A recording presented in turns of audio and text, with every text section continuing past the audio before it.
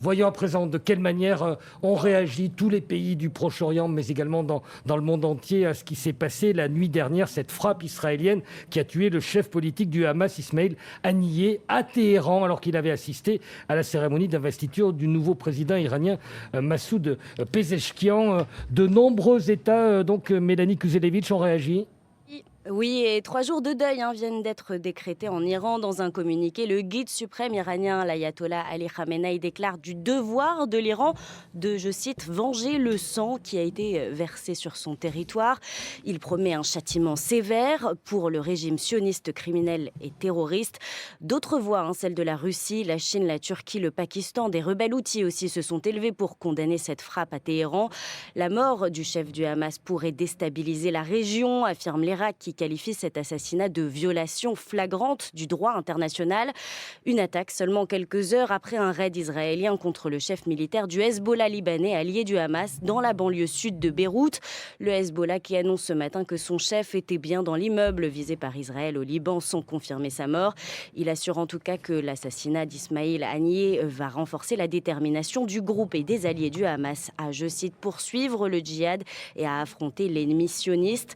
Après les réactions immédiate des alliés de l'Iran, les États-Unis sortent aussi du silence sans commenter directement la mort du chef du Hamas. Le secrétaire d'État Anthony Blinken souligne l'impératif de parvenir à un cessez-le-feu à Gaza. Il assure que les États-Unis n'ont pas été mis au courant et ne sont pas impliqués dans cette frappe. Mélanie Kuzelevitch, merci beaucoup. Bonjour Joseph Baoud. Bonjour. Vous êtes politologue, directeur de l'Institut pour les affaires publiques et internationales à l'Université américaine de Beyrouth. On a des réactions qui ne sont pas inattendues, des mots très forts employés par plusieurs pays voisins d'Israël. Est-ce qu'on n'est que dans les mots ou est-ce que dans les actes, il risque d'y avoir une escalade ?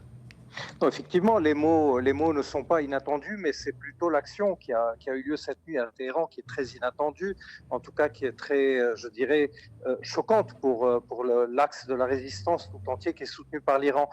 Cette frappe vient quelques heures après, comme vous le disiez dans votre résumé, la frappe sur Beyrouth qui avait jusque-là, on ne sait pas si elle a assassiné ou pas un des plus importants chefs militaires du Hezbollah. On pensait qu'Israël s'en tiendrait là dans la série des représailles après la frappe sur le Golan occupé. Or, il se fait qu'avec la frappe de Téhéran, l'assassinat de Haniyeh, on passe tout à fait à une autre focale qui est beaucoup plus grave et beaucoup plus importante. D'abord parce que c'est un chef politique du Hamas qui est lui-même tenu comme l'un des négociateurs du mouvement avec le monde occidental et avec Israël. Donc, sur la libération des otages notamment, sur la libération des otages, mais pas seulement. Et surtout, c'est la frappe sur Téhéran, c'est-à-dire sur la capitale iranienne, État souverain.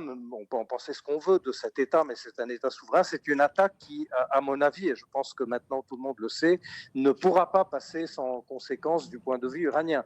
C'est-à-dire, il y a deux choses là qu'il faut analyser. Il y a la personnalité d'Ismail Haniyeh et ce que ça veut dire pour les négociations, pour la guerre de Gaza, pour le dossier israélo-palestinien à proprement parler. Mais maintenant, on est aussi dans autre chose. On est à la veille peut-être d'un embrasement de la région, un tout petit peu comme on l'était après la frappe israélienne sur le consulat iranien à Damas et cette fameuse nuit où on a eu un échange de feux et de drones entre Israël et l'Iran. Alors justement, puisque vous parlez de ça, Joseph Baouz, c'est à chaque fois la question qu'on se pose, jusqu'où iront-ils, en disant aucun des deux ne veut aller trop loin, mais parfois on ne contrôle pas tout. Est-ce que de la part d'Israël, c'est pas à chaque fois, et là encore, parce que vous le dites à quel point c'est inédit, viser ce chef politique du Hamas en plein cœur de Téhéran le jour de l'investiture du président iranien, c'est de voir auprès du régime de Téhéran jusqu'où on nous laisse aller, d'une certaine manière. Alors bon, la question se pose depuis le 8 octobre, effectivement, on se la posera encore très longtemps.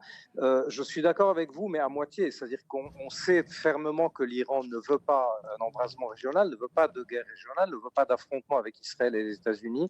Les États-Unis ne le veulent pas, je crois que le secrétaire d'État Blinken vient de le dire, il a même dit que les États-Unis étaient un tout petit peu choqués et surpris par cette action. Israël, comme État, comme acteur plus ou moins rationnel, l'establishment politico-militaire ne le veut pas non plus, mais Netanyahou pourrait bien le vouloir, lui, pour des raisons de calcul politique intérieur et de calcul politique personnel. Et on sait que les États-Unis ne l'ont pas freiné depuis le 7 octobre, jamais. Excusez-moi, c'est là peut-être le caractère le plus tragique de cette histoire, puisqu'on a aujourd'hui un homme qui est en train peut-être d'entraîner des grandes puissances comme comme les États-Unis, derrière lui dans une guerre qu'ils ne veulent pas. Et je crois que les mots de Blinken aujourd'hui sont à suivre. Je pense que maintenant les États-Unis sont devant un cas extrêmement fort, enfin une décision extrêmement forte. Ou bien ils débranchent la machine Netanyahou et continuent à essayer de mettre un peu d'ordre dans tout ça, ou bien ils se laissent entraîner, alors certains diront volontairement ou pas, dans une guerre qu'ils ne veulent pas, mais cette guerre, il faudra savoir qu'elle ne s'arrêtera pas aux confins du Liban et des territoires palestiniens occupés, elle embrasera toute la région, du Yémen jusqu'à la Syrie, peut-être même la Turquie, etc.